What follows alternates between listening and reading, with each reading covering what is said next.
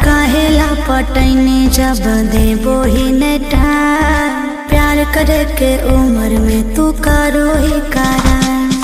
काहेला पटैनी जब देबो ही नेटा प्यार करे के उम्र में तू करो ही करा।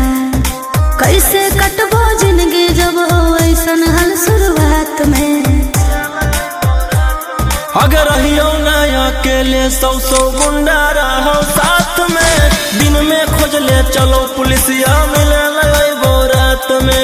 रहियो ना अकेले सौ गुंडा रहो साथ में। दिन में खोज ले चलो पुलिसिया मिले लगो रात में।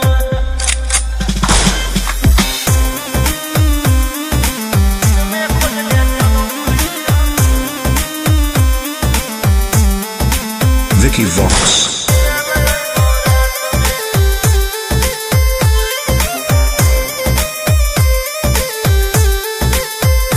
अरे कितना करे न जाना अब इंतजार। छोड़ दे हथियार कर हमारा से प्यार।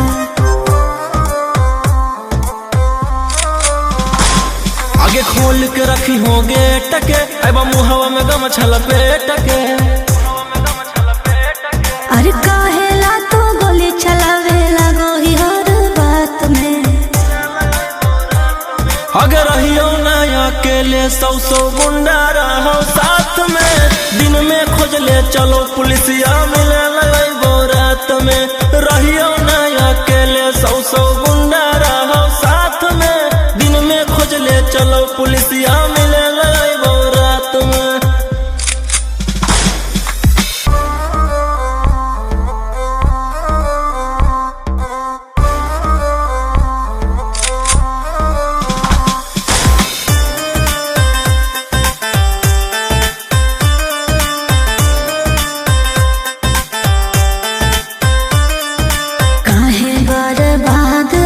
करो ही जवानी तोरा बिना कैसे रहता पगला तुर दीवानी।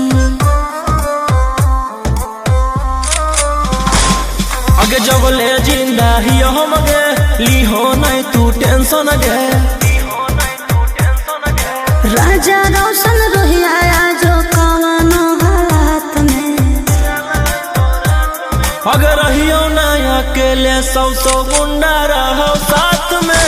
दिन में खोज ले चलो पुलिसिया मिले लगो रात में। रहियो ना अकेले सौ गुंडा रहो साथ में। दिन में खोज ले चलो पुलिसिया मिले